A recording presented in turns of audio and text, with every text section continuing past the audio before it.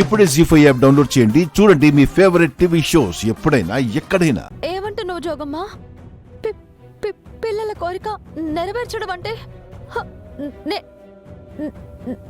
నన్ను పెళ్లికి ఒప్పుకోమంటున్నావా?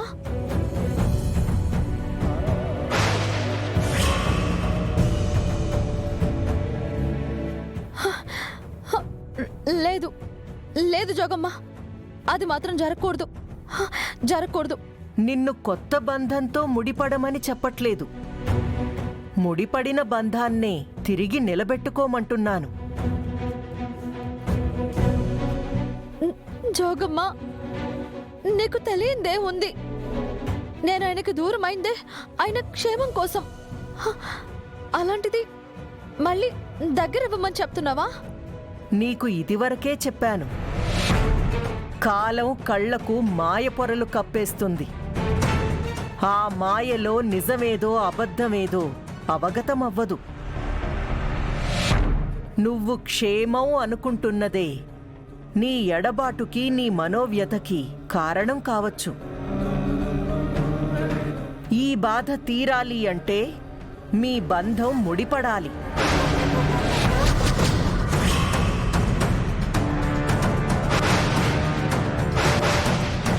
జోగమ్మ, మీరేమంటున్నారో నాకేం అర్థం కావడం లేదు.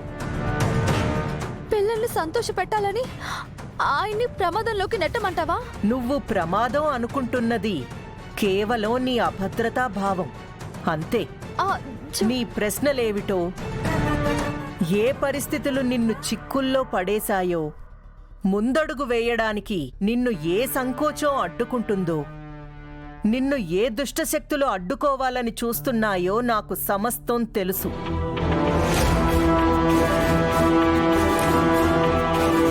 నీ కర్మానుసారం కష్టాలను ఎదుర్కొన్నావు. ఇప్పుడు ఆ కర్మ తొలగిపోయే కాలం ఆసన్నమయ్యింది.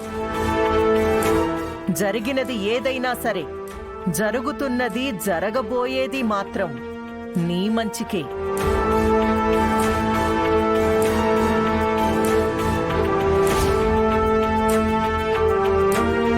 నీ మనసులో ఉన్న సంకోచాన్ని పక్కన పెట్టి నీ మనసుని కమ్మేసిన మాయ పొరల్ని తొలగించు.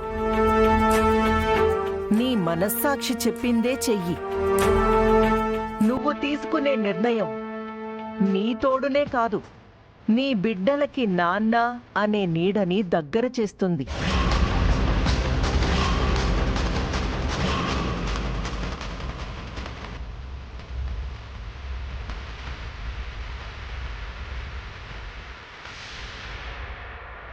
అమ్మ ఆజ్ఞ లేకుండా ఏదీ జరగదు.